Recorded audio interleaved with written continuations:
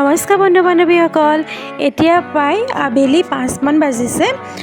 আকাশখন চাই এনেকুৱা লাগিছে যেন বহুত জোৰকৈ এজাক বৰষুণ আহিব। আজিৰ দিনত বহুত গৰম আছিল, পিছে এতিয়া বতৰটো অলপ ঠাণ্ডা কৰিছে, ভালে লাগিছে। এয়া মা আৰু টিকলু পুৱা বিজি হৈ আছে কামত। গাহৰি মাংস অনা হৈছিলে দিনতে, মায়ে তাকে অলপ সৰু সৰু কৰি আছে, যিহেতু গাহৰিখিনি বহুতে ডাঙৰ আছিলে। দেখিছেনে, আহি গ'ল বৰষুণ জাক। দিনত বহুতেই ৰ'দ আছিলে আজি।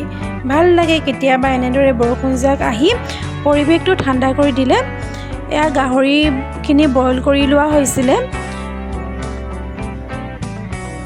আমাৰ ঘৰত পিছে এনেকৈ বইল কৰিয়ে লোৱা হয়, কাৰণ যিহেতু গাহৰিখিনি লেতেৰা হয়, বহুত লেতেৰা পানী ওলায়। এয়া হৈ গ'ল বাঁহগাজৰ লগত বনোৱা হৈছিলে গাহৰি আৰু বাঁহগাজ। এইফালে বইল গাহৰি আৰু আলু বাঁহগাজৰ লগত। আজি বাঁহগাজেৰে খোৱা হৈছে আৰু দেই গাহৰিখন। এয়া ভাত খাব লৈছোঁ। Bye bye.